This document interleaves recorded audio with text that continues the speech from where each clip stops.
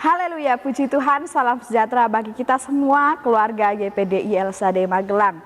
Kita mengucap syukur kepada Tuhan, kembali hari ini kita dapat menikmati kebenaran firman-Nya. Terlebih dahulu kita akan sama-sama ucapkan revival. Ini menjadi doa kita supaya Tuhan benar-benar kerjakan revival itu di dalam kehidupan kita. Revival, saya berubah, saya berkarya, saya menjadi berkat. Puji Tuhan, Tuhan Yesus yang menolong kita semuanya. Renungan firman Tuhan hari ini saya berikan judul mulut. Kita buka bersama Alkitab kita di dalam Amsal 31 ayat 26. Sekali lagi Amsal 31 ayat 26. Demikian bunyi firman Tuhan.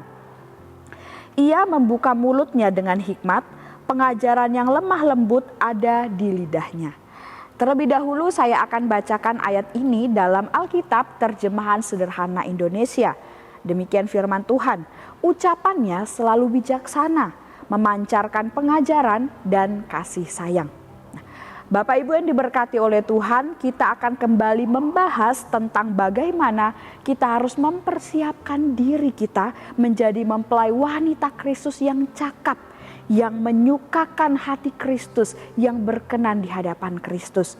Berbicara atau mengeluarkan, menyampaikan, menyuarakan perkataan dengan mulut kita ini merupakan satu aktivitas yang sangat dekat, yang bahkan benar-benar melekat dan begitu penting dalam kehidupan manusia. Oleh sebab itu selama kita hidup di muka bumi ini, kita pasti akan selalu berkomunikasi, kita berbicara baik kepada orang lain ataupun kepada diri kita sendiri. Tentunya tidak hanya selama di muka bumi ini saja Bapak Ibu ya. Ternyata kita berbicara, berkata-kata itu pun juga sampai kepada kekekalan nanti. Kelak dalam kerajaan sorga pun kita ketika kita telah masuk dalam perkawinan yang kudus dengan Kristus, di sana juga kita akan terus berbicara. Tapi bukan membicarakan sesuatu yang sembarangan, bukan membicarakan sesuatu yang sia-sia. Tapi di sorga sana kita akan berbicara atau berkata-kata dalam pujian dan penyembahan bagi Allah. Namun jangan salah Bapak Ibu yang diberkati oleh Tuhan, selama kita masih ada di muka bumi ini pun, mulut kita juga wajib digunakan untuk selalu memuji Allah, menyembah Allah dalam kehidupan kita.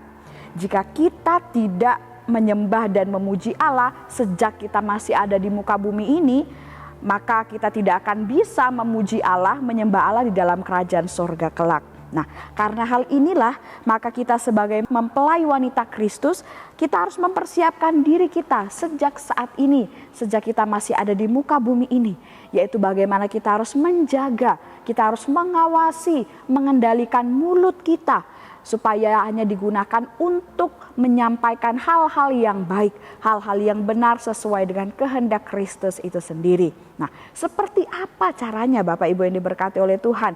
Sesuai ayat dalam firman Tuhan di Amsal 31 ayat 26 dalam terjemahan sederhana Indonesia tadi, kita akan belajar bersama-sama cara yang pertama, yaitu adalah bijaksana dalam berkata-kata.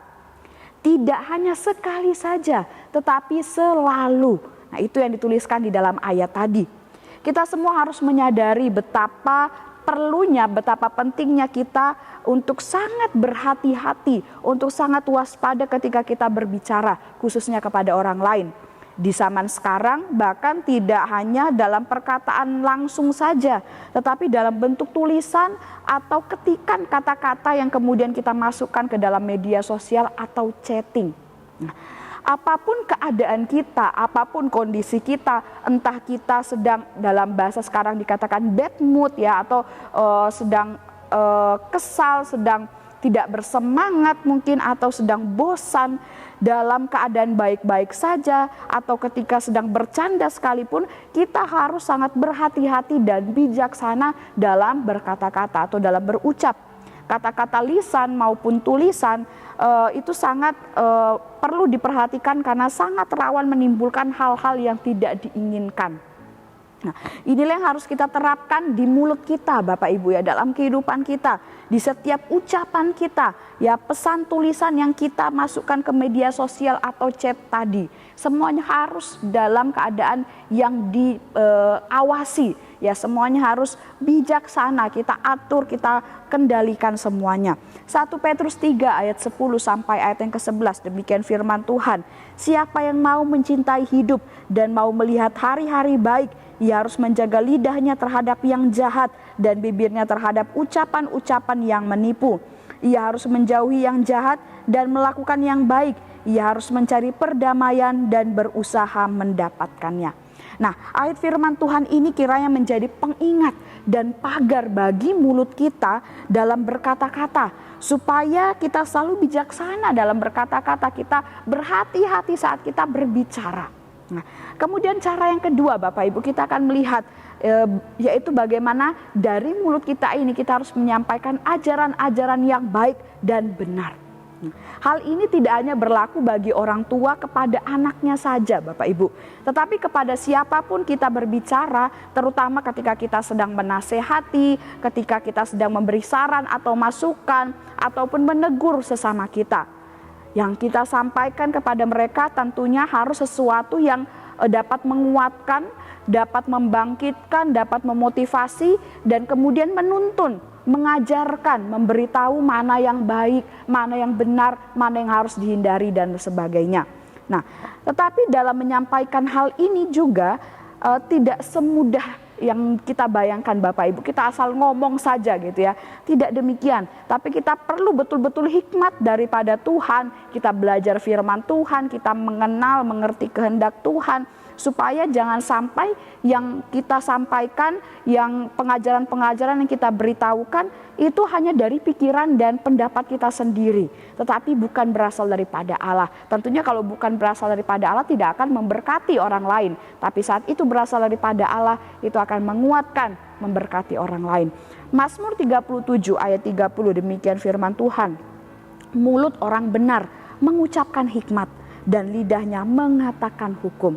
Ya, saat kita menjadi orang-orang yang benar, orang-orang yang memiliki hikmat Tuhan, orang-orang yang belajar firman Tuhan, orang-orang yang mengerti kehendak Tuhan, maka apapun perkataan yang keluar dari mulut kita, itu pun semuanya akan mengandung hikmat dan juga berisikan hukum-hukum yang benar, pengajaran-pengajaran yang benar. Nah, kemudian cara yang terakhir, Bapak Ibu, ya, kita tadi sudah belajar bersama-sama tentang bagaimana kita mengawasi mulut kita, yaitu dengan kita bijaksana dalam berkata-kata, kita menyampaikan ajaran yang baik dan benar. Kemudian yang terakhir, yaitu kita berkata-kata dengan kasih. Seseorang yang penuh dengan kasih, maka perkataannya akan juga mengandung kasih. Perkataan yang penuh kasih itu tidak kasar, tidak kotor, tidak sembarangan, tidak menyinggung atau menyakiti perasaan orang lain. Saat kita berkata-kata, maka kita akan menghormati dan menghargai lawan bicara kita. Termasuk ketika kita berdoa, ketika kita memuji Tuhan, kita melakukannya dengan sungguh-sungguh karena ada kasih. Nah, Efesus 4 ayat 29, demikian firman Tuhan. Janganlah ada perkataan kotor keluar dari mulutmu, tetapi pakailah perkataan yang baik untuk membangun di mana perlu, supaya mereka yang mendengarnya beroleh kasih karunia. Ini ayat firman Tuhan yang sangat luar biasa. Jangan sampai yang keluar dari mulut kita ini adalah perkataan kotor, tetapi pakailah mulut kita ini untuk memperkatakan kasih, menyampaikan hal-hal yang membangun, supaya orang yang mendengarnya pun juga bisa merasakan kasih itu dan juga terberkati dengan kasih itu dan juga bisa membagikan kasih itu kepada orang yang lain. Tuhan Yesus pasti menolong kita untuk kita bisa melakukan kebenaran firman-Nya dan mempersiapkan diri kita untuk menjadi mempelai-mempelainya yang berkenan di hadapan Tuhan. Puji Tuhan, Tuhan Yesus memberkati kita semua melalui renungan firman Tuhan hari ini. Terima kasih bagi Bapak Ibu yang telah mengikuti renungan 79, kiranya dapat menjadi kekuatan berkat bagi kita semua. Bagi Bapak Ibu, saudara-saudari yang ingin didoakan untuk pokok doa tertentu atau ingin menceritakan kesaksian, baik mujizat kesembuhan, pemulihan masalah keluarga dan lain-lain, dapat disalurkan melalui chat WhatsApp di nomor 0813 2742 0088. Mari kita akhiri renungan ini dengan berdoa. Kami mengucap syukur Tuhan buat kebenaran firman-Mu hari ini yang kami dengarkan. Biarlah firman-Mu ini terus menjadi kekuatan, pedoman, pengingat bagi kehidupan kami, mengajarkan kami untuk menguasai mulut kami, dalam kami mempersiapkan diri kami menjadi mempelai-mempelai wanita-Mu yang berkenan di hadapan-Mu. Engkau memberkati setiap jemaat Tuhan yang ada di GPD LSAD Magelang, biarlah hidup kami semakin hari kami semakin cinta akan Tuhan dan semakin setia melayani Tuhan.